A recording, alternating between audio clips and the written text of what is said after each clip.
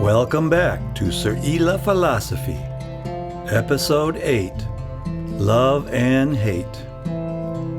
This is a new chapter that may be added to the next edition of the book, The Coercive Animal. Let's get started. Paragraph 1. Today we are stepping away from the book, The Coercive Animal, and developing a new chapter. It is appropriate at this point because of the discussion in Episode 7, Part 3 on Reactive Existence. This episode will focus on the reactive existence portion of our free will as shown in Diagram 8. Free will, under Seryla Philosophy, will be fully discussed in the chapter titled, Free Will. Until then, the components of free will in Diagram 8 will be addressed only as needed during this episode. Paragraph 2. Reactive and thought existence receives inputs from our sensory existence, arriving from our physical existence.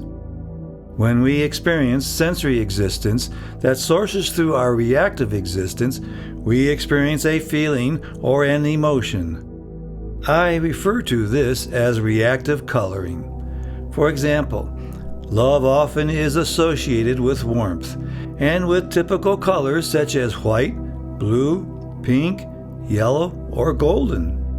Hate is often associated with cold or extreme heat, and often is associated with black and or red. It sometimes is associated with intense yellow as well. This is my own life experience assessment. In doing some research, I found claims from various sources that essentially overlap these two emotions significantly in regards to colors, rendering my interpretation, or for that matter, anyone else's, meaningless. Nevertheless, it is a reactive feel rather than that of articulation of words as such in thought existence. Paragraph 3. Colors are derived from physical existence through electromagnetic radiation over different wavelengths that sensory experience translates and sources into thought existence. Reactive existence can transfer certain sliver or master ideas of triggered reactions and or emotions to thought existence. This then is paired with other thought existence sliver and or master ideas. Reactive coloring is the blend of a sliver idea arriving from reactive experience sourced into thought existence. Here, the source sliver or master idea can be paired to the sliver idea of a particular color in thought existence originally derived from our physical existence. This probably explains why we have such an overlap of colors to emotions between people, as each person's life experience is different. Paragraph 4. How each person's internal brain structure is created results in how experiential existence places and weights each sliver idea. How intense and repetitive the experience is may determine the placement and weight of each sliver idea, since the sliver idea of this intensity and repetitiveness is also added to the master idea of that sensory existence input. How we come to associate certain colors to various reactive existences probably involves a component of our evaluation to balance and associated experiences with the colors we live with every day. For example, blue skies typically means peace, tranquility, and more. This probably is due to the day not being in chaos due to any weather disruption. The reactive response of felt love can source to thought existence and attach sliver ideas of tranquility and peaceful sky experiences with the color blue days filled with butterflies or other life experiences. The master idea of love could contain many sliver ideas from many different physical/sensory existence inputs to create an idea that no longer contains only single-sourced ideas. Paragraph 5. Sensory existence can source into reactive existence and input up to thought existence. When the set of physical existence stimuli repeats in full or near full of a past event, the inputted sources from physical existence to sensory existence to reactive existence will occur again. However, this time thought existence has a sliver or master idea of the event. The trigger from reactive existence to thought existence may well trigger back down as well. This could result in numerous different possible outcomes and changes in reactions to the same set of circumstances. Here are a few possible outcomes. 1. The new stimuli from physical existence to sensory existence to reactive existence could be met by an additional input from thought existence to reactive existence, resulting in a more intense reactive response. 2. The new stimuli from physical existence to sensory existence to reactive existence could be met by a deductive input from thought existence to reactive existence, resulting in a more stable reactive response. 3. The new stimuli from physical existence to sensory existence to reactive existence could be met by a pre-planned response input from thought existence to reactive existence, resulting in a small or no reactive response. This means the person may not react reactively, but rather stay in thought existence and navigate the situation. Paragraph 6. Thought existence can source to and trigger reactive existence without any input from sensory existence. Here are a few possible outcomes.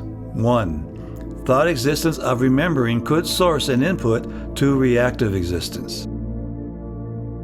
2. Waking up at night from a dream that triggered a master idea or a sliver idea that then is sourced to reactive existence could trigger a reactive response. Paragraph 7. Physical existence can input into sensory existence and source into thought existence. This event may contain some elements that pull up existing master and or sliver ideas in thought existence. An assessment of these master and or sliver ideas may bring a master idea to awareness and or consciousness, which then may be sourced, in part or whole, to reactive experience. Here are a few possible outcomes.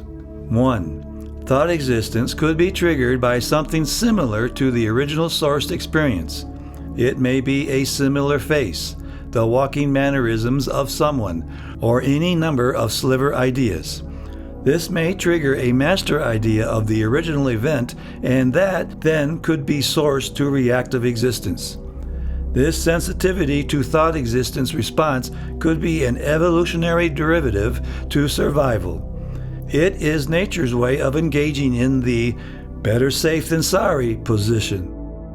2. To narrowband some, additional specific triggers from physical existence could be the sound of a strong gust of wind that triggers memories, that is, master and or sliver ideas to the experienced violent storms in the past. 3. A whip of cool air hits the back of one's neck could trigger master and or sliver ideas of an approaching person. However, this approaching person could be with the sliver ideas of physical attributes removed, only leaving a spatial shape of space of a person, or for that matter, anything.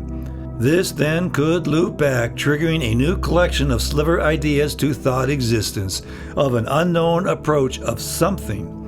This could then trigger a second response from thought existence of an idea that a ghost has brushed up against them. A ghost could be the master idea of humans with sliver ideas removed. It is stripped down to a formless body with certain human behavioral attributes. This then sources to reactive existence, triggering the master idea of fear. 4. A benign startle response could erupt many master ideas and or mixture of sliver ideas that could be sourced to reactive existence for proactive defensive purposes, as it could trigger a basic and early acquired sliver and master ideas of quick defensive reactions. Paragraph 8. Physical existence, whether it is from the world outside of our bodies or internal to our bodies, goes through sensory existence, then to our reactive existence. This will create sliver ideas of those feelings, be it indigestion or the good feel of fatigue after a good workout. This then leads to the creation of sliver ideas in thought existence derived from the reactive existence inputs. This will in turn create a master idea of that reactive experience. Therefore, master ideas can contain sliver ideas from both thought and reactive existences. Paragraph 9. Because awareness and consciousness can play a part in how various pathways for reactive existence to be triggered, a brief paragraph on awareness and consciousness is required here. The episode on this subject has not occurred at this point in the presentation of Seryla Philosophy.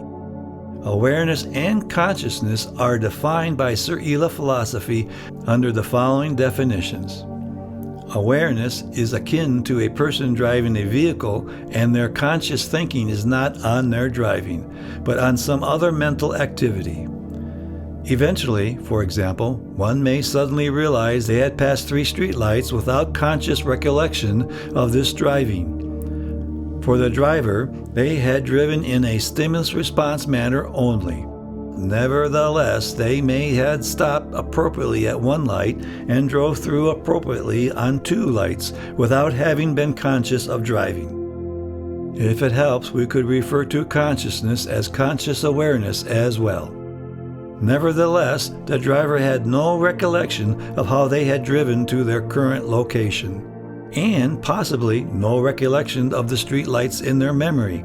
In short, awareness is all activity in experiential existence operating only in the moment, whereas consciousness is awareness, that which is operating in suspension. It has a past, present, and future. This is why consciousness is slower in reaction than awareness. Paragraph 10. Reactive existence reactions, such as love and hate, for example, are internal mental responses to the collective awareness of our inputted sensory experience or experiences. Physical existence inputs stimuli that enters our sensory existence and then goes to our reactive experience. This input creates and/or triggers reactive/emotional responses. As an infant develops, sliver and master ideas develop in their reactive existence. The reactive existence of an adult holds our acquired sliver and master ideas that source from the original physical existence input to sensory existence to reactive existence. These sliver and master ideas can transfer and associate with other inputted sliver ideas to sliver and master idea form in thought existence. This may occur at the same time or at different times. There are at least 5 different scenarios noted so far for triggering reactive existence to a specific type of reactive response. 1 would be the incoming physical existence stimuli to sensory existence that enters reactive existence only and triggers a response. This often occurs when one suddenly feels an emotional reaction without knowing where the source of that emotional reaction originated from. Typically, something in physical existence enters through sensory existence and then reactive existence when one's awareness level is low. This scenario may start from a past bad experience of being the recipient of vocalized anger from someone that, let us say, had big bulgy eyes. If in the environment somewhere there is some activity that has a raised voice, and if your awareness level is low, then a similar raised voice could trigger a reactive response without one ever being conscious of what triggered the reactive response. 2. Another possibility could be the incoming physical existence stimuli to sensory existence that enters thought existence only. Thought existence inputs the incoming stimuli and then triggers master and or sliver ideas that may have reactive sliver and master ideas attached to the emerged thought existence idea.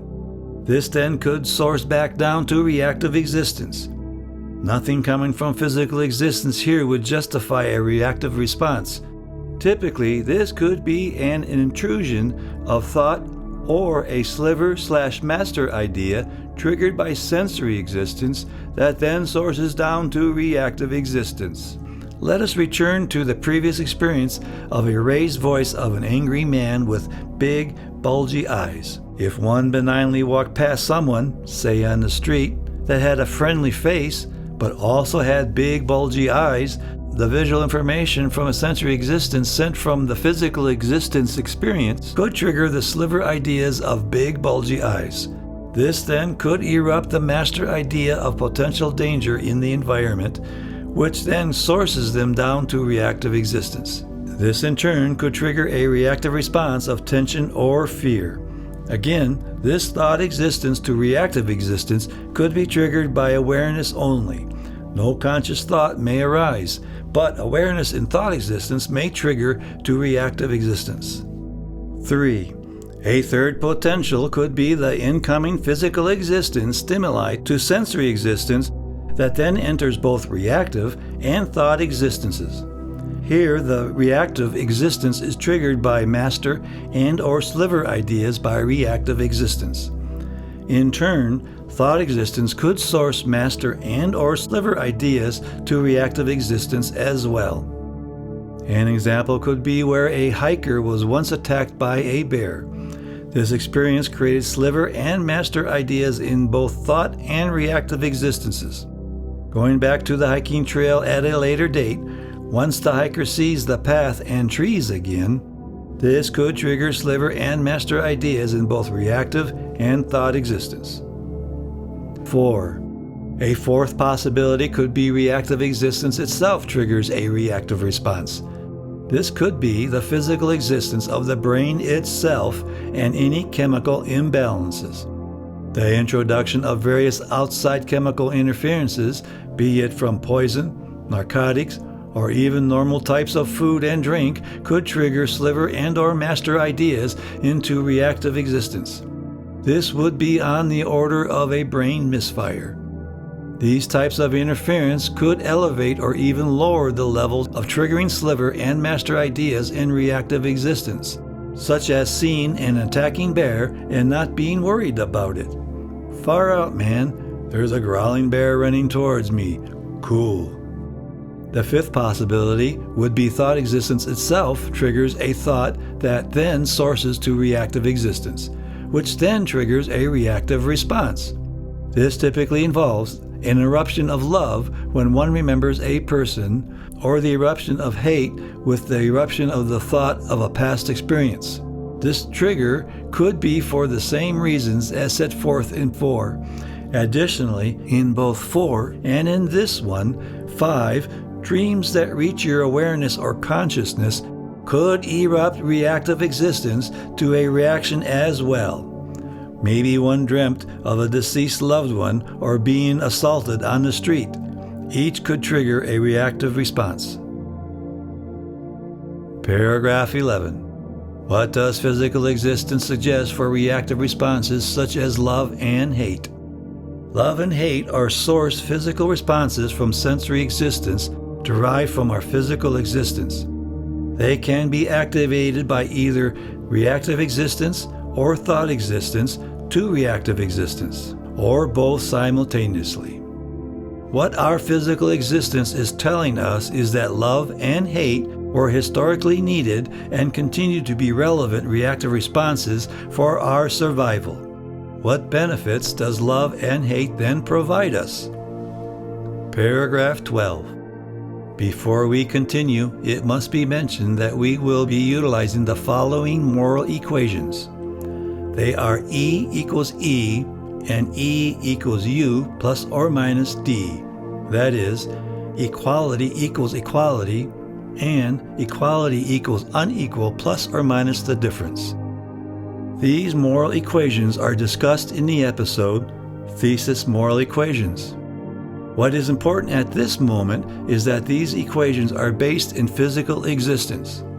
In short, E equals E is our common equality, whereas E equals U plus or minus D is our individuality that physical existence provides to all beings, including us human beings. So, let us return to the topic, what benefit does love and hate then provide us?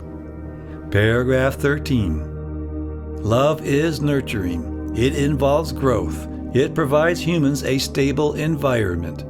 First, love as used here is not the sexualized form. Love here is the emotional bond between people, be it adults or adults with their children, and more.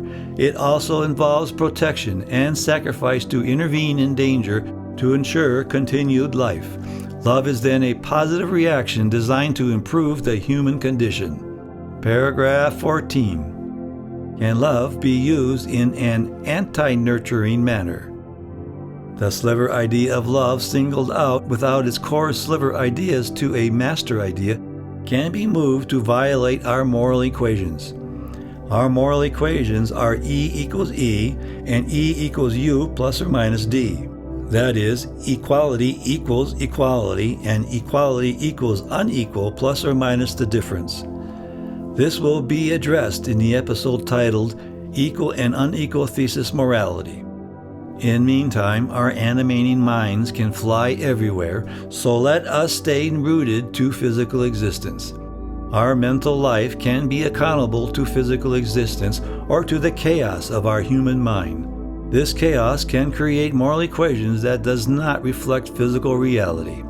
This then corrupts the E equals E or the E equals U plus or minus D equation. Example: if the mental health of an individual is such that they do not feel any self-worth, they may apply the E equals U plus or minus D equation to the E equals E equation.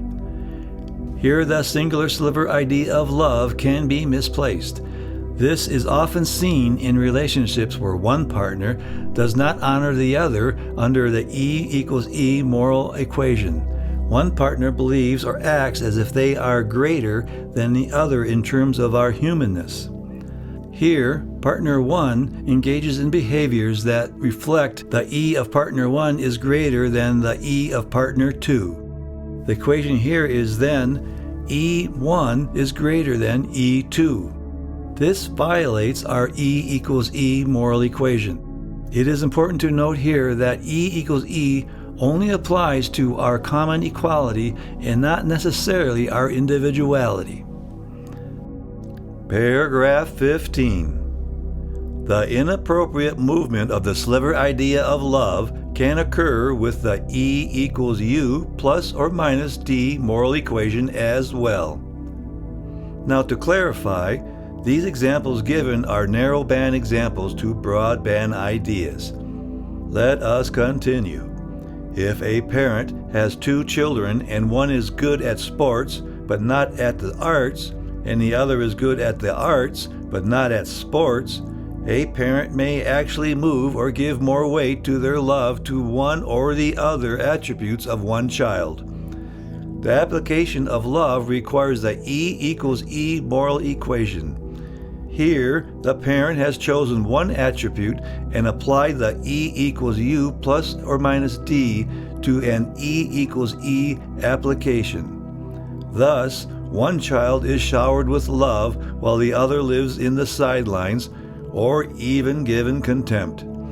All children are equal in physical existence to the need of love for nurturing and growth. Paragraph 16.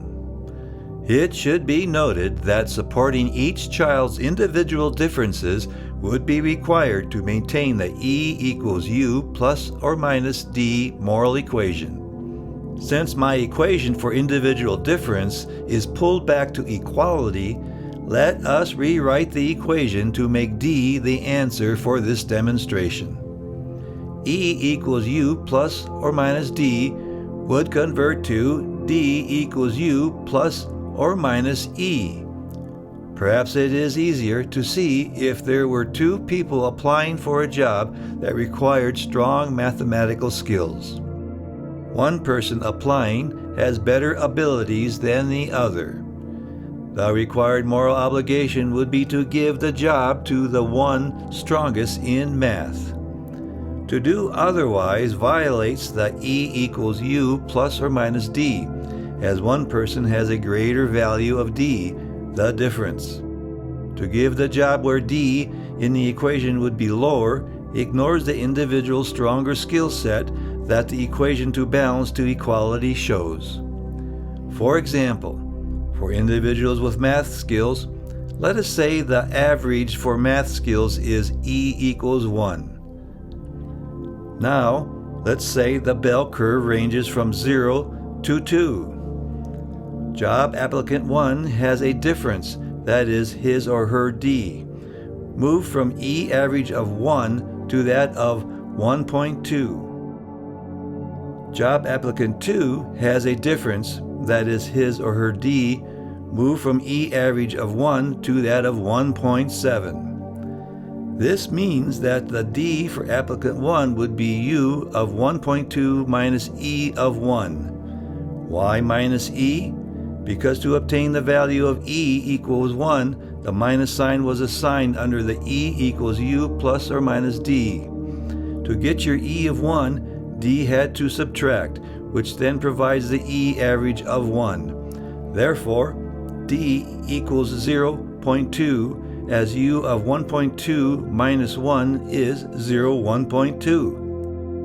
The D for applicant 2 would follow the same path, resulting in D equaling 0.7. Applicant 2 then has a greater individual difference on the positive side, as 0.7 is greater than 0.2. Therefore, applicant 2, based solely on this one attribute, is the moral higher.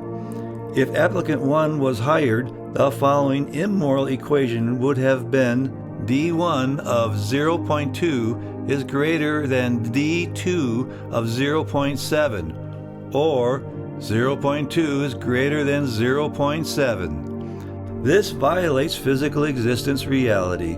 This is a narrowband example to show the formula in work. Each job has a set of skills, and those set of skills, when pulled together, if E equals U plus or minus D is followed, would point to the best moral option for hire. Paragraph 17. Hate is anti-nurturing. It involves reduction to destruction. It provides humans an unstable environment. The sliver idea of hate, without its core sliver ideas to a master idea, can be moved to violate our moral equations. The positive side of hate is that physical existence gave us this reactive response as a defensive reaction. It can provide protection against violations of thesis morality equations. As love assists in nurturing and protection to our survival, hate seeks to balance the injustice of violations to our thesis morality equations occurring in our physical existence. Paragraph 18. Can hate be used in a positive manner? Again, there are numerous possibilities. I will provide a narrowband example here. One example would be if a group member, or someone outside the group member, hurts or kills a child. The hate response is an attempt by physical existence to experiential existence to rectify or resolve the violation of the E equals E equation as much as possible. The hate response further attempts to destroy or prevent the reoccurrence of the thesis moral violation. The murderer, in this case, has acted out as if they are E is greater than E. That is, they are greater than to others in all equal areas. This cannot be tolerated in any rational society. Under this view, our ancient societies, perhaps pre-written and pre-verbal, may have been more capable to be rational than in our historical times. The reason for this hypothesis is that violations of thesis morality could be easily seen and exposed in such smaller settings. This is just a hypothesis, and one that will never be answered. Paragraph 19a. The inappropriate movement of the sliver idea of hate can violate the E equals U plus or minus D equation. This is often seen by people in positions of power. Kings and queens, emperors, landowners, dictators, politicians, mafia heads, religious narcissists, or people in power under any elitist position. They, with their power, exercise the equation E equals U plus or minus D into E equals E moral situations. Hate and contempt has historically been placed upon people since most folks in these positions have viewed others as inferior. This violates our E equals E. They view their existence as superior to others in all ways, and frequently do not accept anything equal to them. This results in the immoral equation of they are greater to everyone else. That is, E is greater than E. Their equality is greater than your equality, which violates physical existence moral laws. Again, this involves only E equals E physical existence moral requirements. Paragraph 19b. While visiting the Palais de Versailles in France, I entered a large room with a gigantic, elaborately decorated table. As I walked past, I noticed that the chairs at the table had chairs with wood carvings on the seats. These carvings consisted of the common people laboring at various tasks. Since the purpose of the wooden chairs were to sit on the common folks, this was a visual way to express their internal view that they were greater than the common people. Since they made it such that they sat on these images with the le cou, arses, or one's ass, I suspect the feel of the visual impressions on their bottoms helped strengthen their applied sliver ideas of superiority along with their sliver idea of reality attached as well.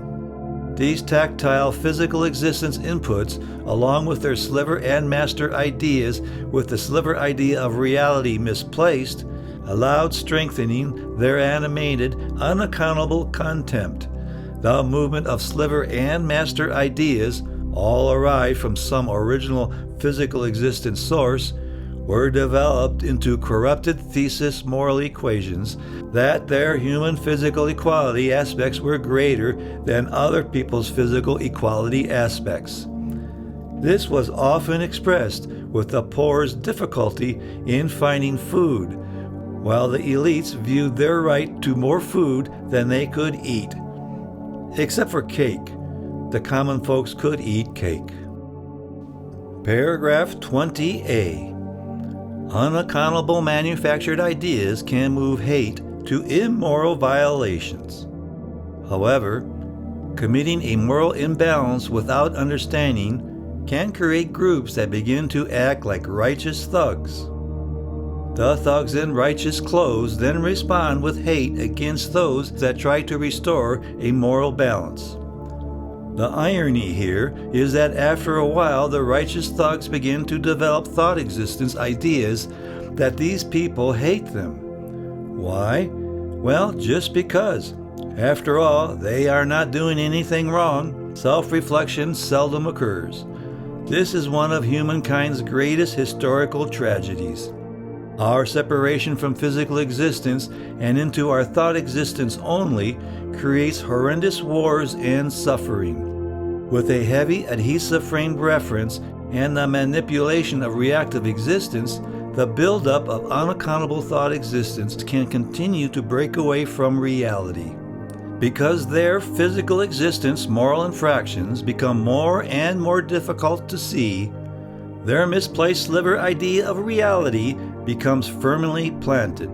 They become blind to their own original hateful actions and sources. This starts a runaway feedback loop of constant hate. What we have is perceived manufactured moral imbalance chasing perceived moral imbalance. Paragraph 20b. Throughout history, there have been occupiers dominating folks where they had taken territory or dominion from. When the occupied, which is often mistreated as being inferior, thus treated terribly, and strike back, non-moral movement of sliver and master ideas can be taken advantage of for abuse.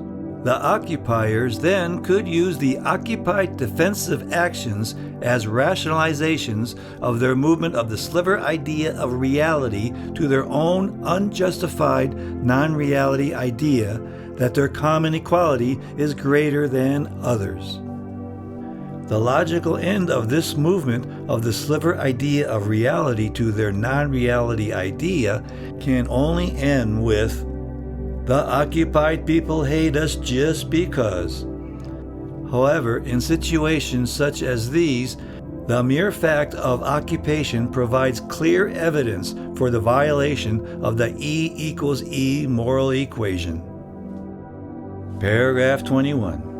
Does our physical existence suggest that we must eradicate hate?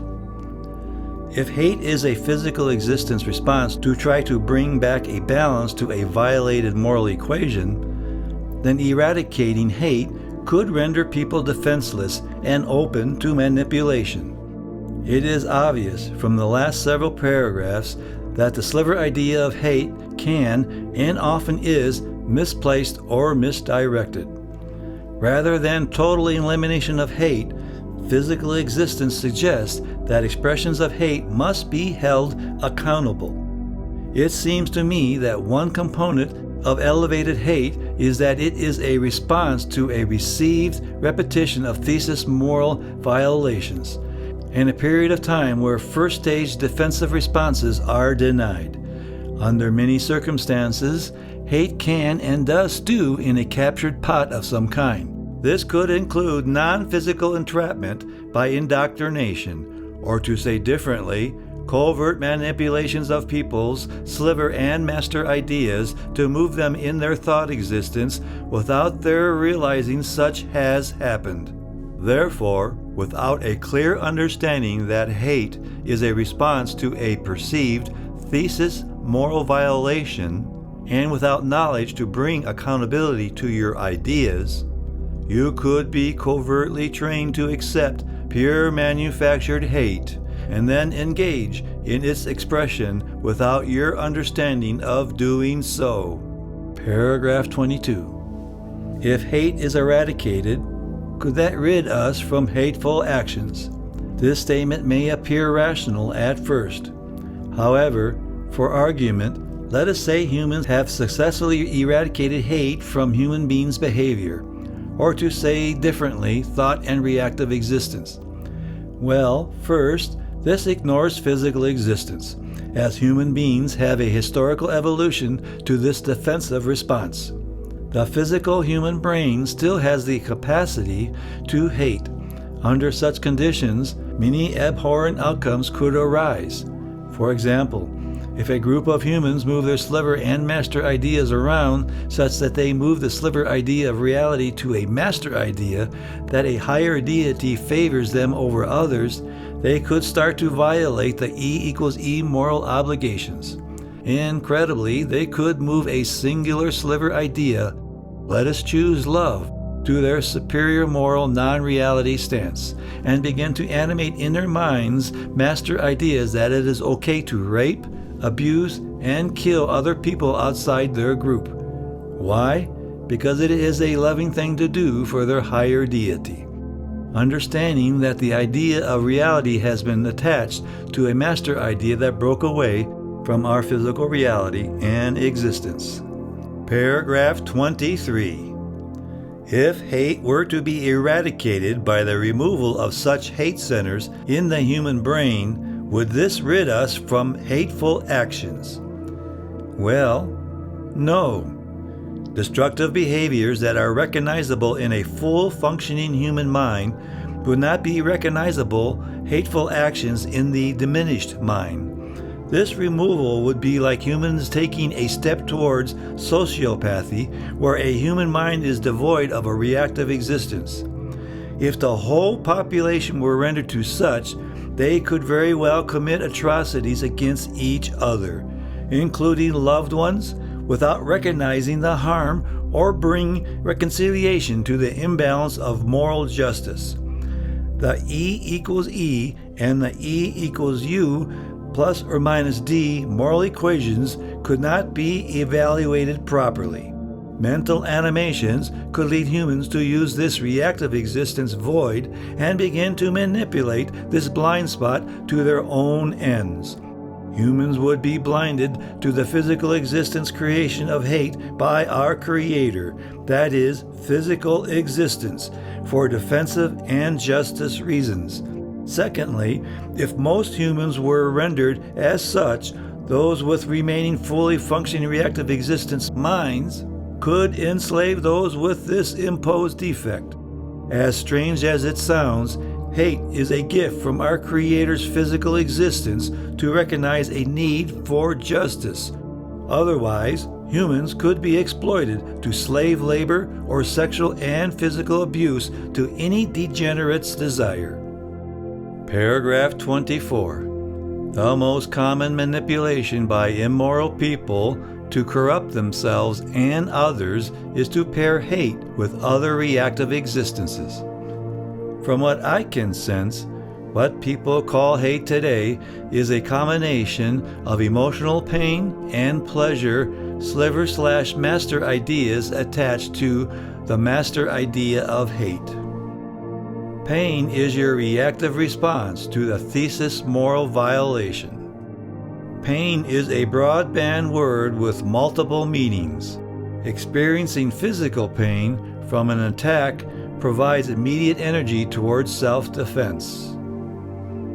Emotional pain is bottled. It typically arises from continued perceived denial to a state of moral balance. To anticipate broadband and or narrowband statements, pain type 1 as a reaction to something is self-defensive. Pain type 2 as a reaction to perceived denied moral balance, note, either thesis or manufactured, seeks an outlet. So, if the sliver/master idea of emotional pain is combined with the sliver/master idea of hate, pain reduction occurs when pain is transferred to others as an applied remedy. This then destroys the proper application of thesis moral remedies. Overreactions and spillover into innocent people may occur. If pleasure is combined with hate, this would further extend the lack of reconciliation to the thesis moral equation violations. It would expand the attempted reconciliation beyond the proper moral action to bring back a stabilized moral balance. The combination of hate, pain, and pleasure creates an inability to properly evaluate to balance. Hate seeks remedies only, whereas pain and pleasure with hate corrupts the Creator's position of E equals E or E equals U plus or minus D moral equations.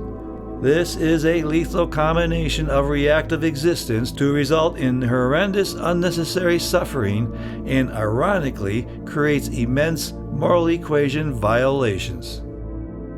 Paragraph 25. Any attempts to remove and or manipulate love or hate away from physical existence thesis moral equations to accountability should be immediately corrected. Physical existence has created us and is our source to morality. Morality is found by following the moral equations that physical existence provides us. we must maintain our connection to physical existence to engage in any reactive response or emotion. This means we must maintain the appropriate attachment of the sliver idea of reality to our physical-based equations. Paragraph 26. So, what does love and hate have to do with our free will? If we look at diagram 8, free will, we see two sections.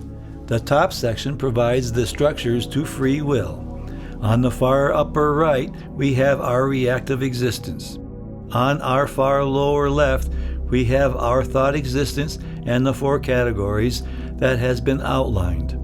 In the upper center, we have our sensory existence.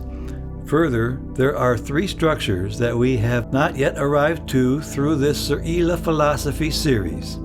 They are framed reference in the upper left corner, and in our lower right corner, our evaluate to balance, and our physical structure to map space and movement.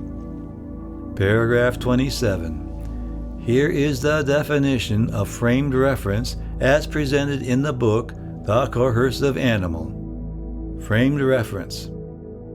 Our framed reference involves the initial area of our brain where our incoming reality first arrives. This reference the purple structure that looks like a face-up crescent moon. It resides in the purplish area on thought existence, which is the circle. Framed reference resides at the top. Sensory existence may enter the framed reference first if not skewed by reactive existence. Reactive existence is the two structures on top of thought existence that looks like two kidney beans. By our life experiences, we build up ideas to which we apply the sliver idea of reality. We may have attached reality accountably or unaccountably. When we allow preconceived ideas of reality to move our incoming reality, we begin to deny our free will. When we allow our framed reference to contain a free flow to our incoming reality, where we do not move our sliver and master ideas with the attachment to false reality, we have our free will positioned for proper assessment. Since the definitions in this book are provided post-read, whereas in this series we are still in the process of discovery, allow me to add the following to this definition. Paragraph 28. If you have an open reactive existence, but an adhesive framed reference, this means that preconceptions are placed before evaluate to balance. One could think of this as the lens of your eyes. If it is clear, incoming light strikes with clarity and precision onto your retina. If the lens has cataracts, stigmatism, or some other issue, the evaluate to balance would not perceive the world accurately, which can be seen in diagram 8. Reactive existence can and does add distortion to reality as well. How much distortion exists determines the skewing away from a clear evaluate to balance. Paragraph 29.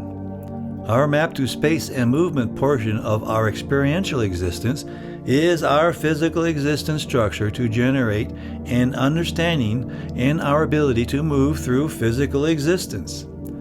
This structure to space and movement is critical in infancy and childhood. This is the source of our sense of space.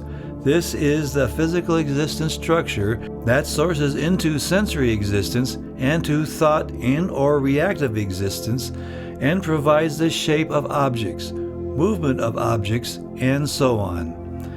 When all sliver ideas of the incoming experience are stripped away, this spatial sense is all that remains.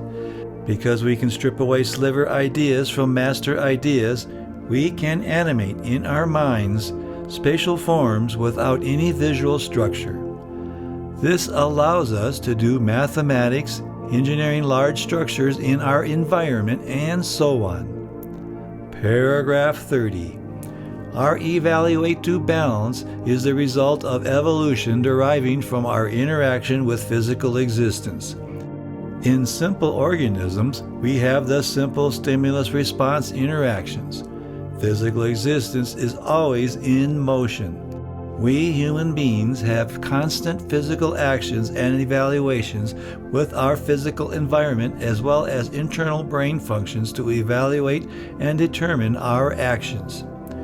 If we allow reactive existence and/or an adhesive frame reference to knock the trajectory of any incoming sensory existence to evaluate to balance, then the sliver and master ideas begin to animate elements not original from the inputted sensory existence. This skews to create more unaccountable ideas and the misassignment of the sliver idea of reality.